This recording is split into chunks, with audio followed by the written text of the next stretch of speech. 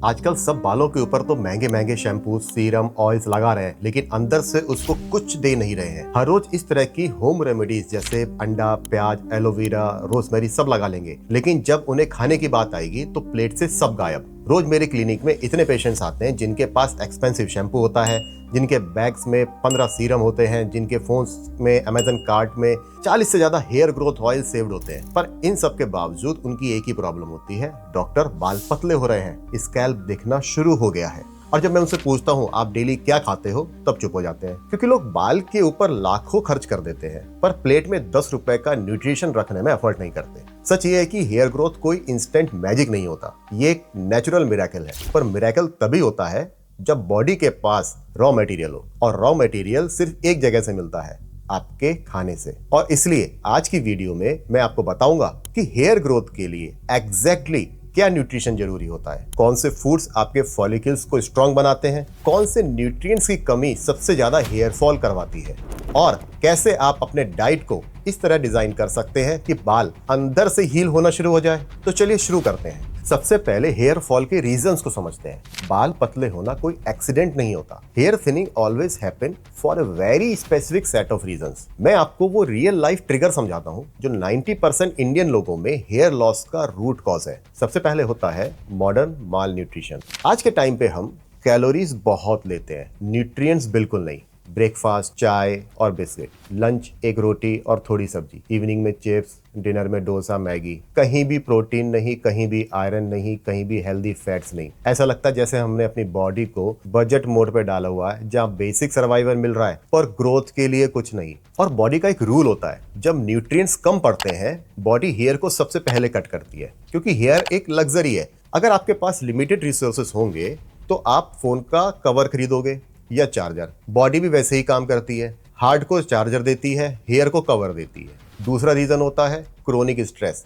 Stress के time cortisol hormone बढ़ता है। कॉर्टिसोल फॉलिकल्स को शॉक देता है। ये शॉक के बाद फॉलिकल्स रेस्टिंग फेज में चले जाते हैं। आप जितना स्ट्रेस लोगे उतना शेडिंग बढ़ेगा। ये इसलिए होता है क्योंकि फॉलिकल्स स्ट्रेस को इमोशनल नहीं, केमिकल सिग्नल के रूप में डिटेक्ट करते हैं। स्टडीज के according prolonged stress hair cycle को लिटरली फ्रीज कर देता है। आप सोचो, हेयर एक कन्वेयर बेल्ट की तरह होता है। तीसरा रीजन है आयरन डेफिशिएंसी। ये इंडिया का सबसे बड़ा कल्प्रिट है।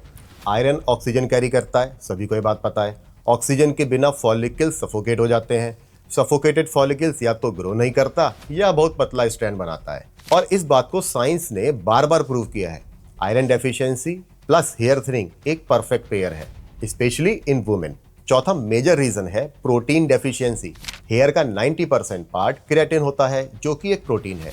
अगर प्रोटीन कम होगा क्रेटिन कम बनेगा, और अगर क्रेटिन कम बनेगा हेयर स्ट्रैंड थिन होगा।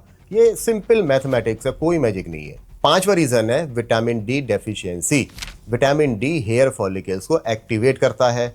अगर विटामिन डी लो होता है फॉलिकल स्लीप मोड में चला जाता है, और स्लीपिंग फॉलिकल्स को कोई शैम्पू, सीरम या ऑयल नहीं जगा सकता।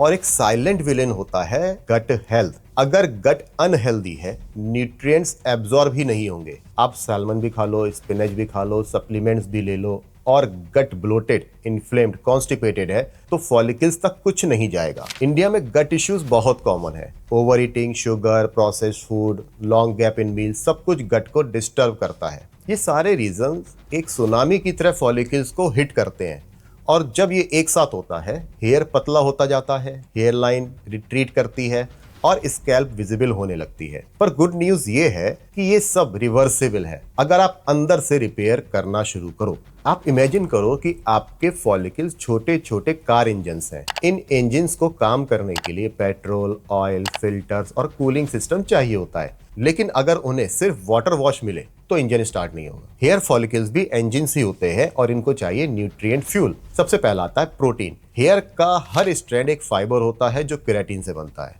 केराटिन एक चेन होती है प्रोटीन्स की। अगर आप डेली प्रोटीन नहीं खा रहे हो तो फॉलिकल्स एम्प्टी फैक्ट्री बन जाता है। फैक्ट्री में रॉ मटेरियल नहीं तो प्रोडक्शन कैसे होगा। फिर आते हैं आयरन। आयरन फॉलिकल्स को ऑक्सीजन देता है।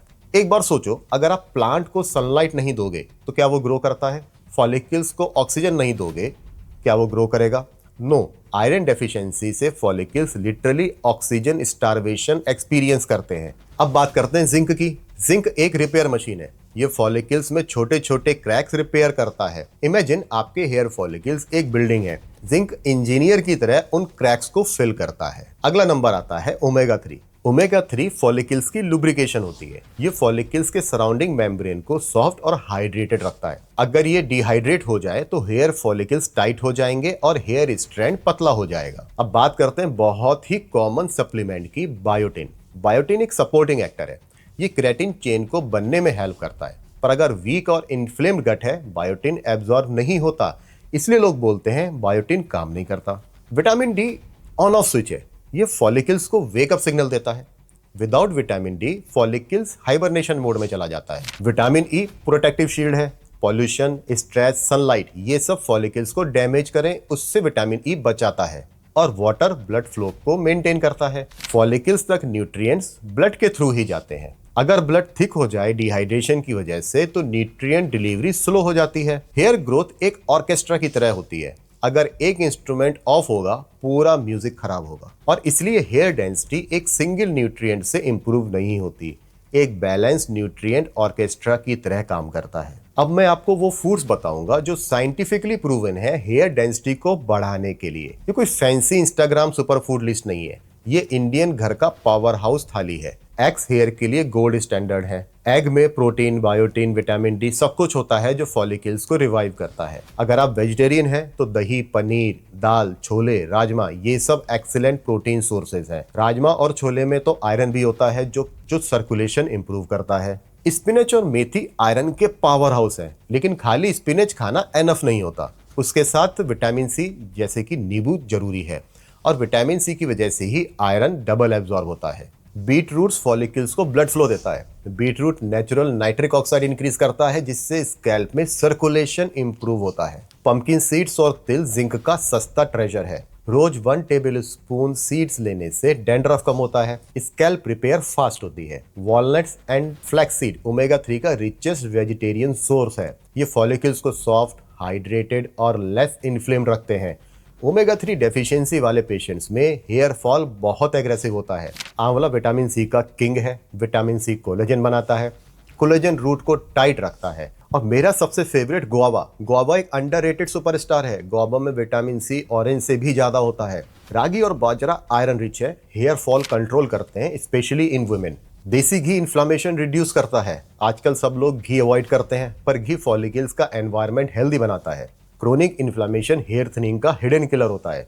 पपाया गट हेल्थ इंप्रूव करता है, डाइजेशन स्मूथ करता है, जिससे न्यूट्रिएंट्स इजीली एब्जॉर्ब होते हैं। बनाना पोटेशियम रिच होता है। पोटेशियम वाटर बैलेंस मेंटेन करता है, जिससे फॉलिकल हाइड्रेशन स्ट्रांग होती है। अगर आप एक दिन में protein, iron, vitamin C, omega 3 hydration ensure करते हो तो फॉलिकल्स 30 से 40 दिन में रिवाइव होने लगते हैं। 3 महीने से 4 महीने में थिकनेस बढ़ने लगती है। ये कोई अजम्पशन नहीं है, ये क्लिनिकल रिजल्ट्स हैं। अब बात करते हैं लाइफस्टाइल की। लाइफस्टाइल का हमारे हेयर की ग्रोथ पे क्या असर पड़ता है। डाइट के साथ लाइफस्टाइल एक ट्विन पार्टनर होती है। अगर डाइट स्ट्रांग हो पर लाइफस्टाइल पुअर हो तो इंप्रूवमेंट स्लो हो जाता है। स्ट्रेस सबसे पहले आता है। स्ट्रेस से कॉर्टिसोल बढ़ता है। कॉर्टिसोल हेयर साइकिल को डैमेज करता है। ऐसे समझ लो हेयर एक कन्वेयर बेल्ट पर ग्रो होता है। स्ट्रेस कन्वेयर बेल्ट का स्विच ऑफ कर देता है, इसलिए स्ट्रेसफुल फेज में हेयर फॉल इंस्टेंटली डबल हो जाता है। स्लीप ग्रोथ हार्मोन को कंट्रोल करता है। जो लोग लेट सोते हैं उनमें मेलाटोनिन लो होता है और मेलाटोनिन हेयर ग्रोथ को रेगुलेट करता है। वाटर ब्लड फ्लो मेंटेन करता है। हाइड्रेशन कम होगी तो न्यूट्रिएंट डिलीवरी फॉलिकल्स तक स्लो हो जाती है। आप जितना पानी कम पीते हो उतना हेयर फॉल ज्यादा होगा, ये डायरेक्ट प्रोपोर्शन होता है। शुगर डीएचटी हार्मोन को ट्रिगर करता है। डीएचटी फॉलिकल्स को श्रिंक करता है। अगर आप डेली चाय में चीनी, कॉफी में चीनी, biscuit, sweets, pastry, soft drink लेते हो तो डीएचटी नेचुरली हाई होगा और जिसके बॉडी में डीएचटी हाई होता है उसके हेयर नेचुरली थिन होते हैं। जंक फूड बॉडी में इन्फ्लामेशन क्रिएट करता है। इन्फ्लामेशन फॉलिकल्स का एनवायरनमेंट टॉक्सिक बना देता है। गट हेल्थ अगर सही नहीं होगी तो आप कुछ भी खाओ वो फॉलिकल्स तक नहीं पहुंचेगा। दही, बनाना, पपाया, फाइबर रिच फूड्स गट को हील करते हैं। ऑयलिंग ब्लड फ्लो इंप्रूव करता है, लेकिन ग्रोथ का बेस कभी ऑयल से नहीं होता। शैम्पू स्कैल्प क्लीन करता है, लेकिन डेंसिटी आयरन से बढ़ती है। सीरम शाइन देता है, लेकिन थिकनेस प्रोटीन से बनती है। हेयर प्रोडक्ट सपोर्टिंग एक्टर्स होते हैं, न्यूट्रिशन हीरो होता है। तो फ्रेंड्स, यदि आपको हेयर के लिए जो न्यूट्रिशन आवश्यक है उस पर मेरा ये बनाया हुआ वीडियो पसंद आया है तो प्लीज इस वीडियो को लाइक कीजिए, हमारे चैनल को सब्सक्राइब कीजिए और अपने सभी फ्रेंड्स के साथ शेयर कीजिए। Thank you.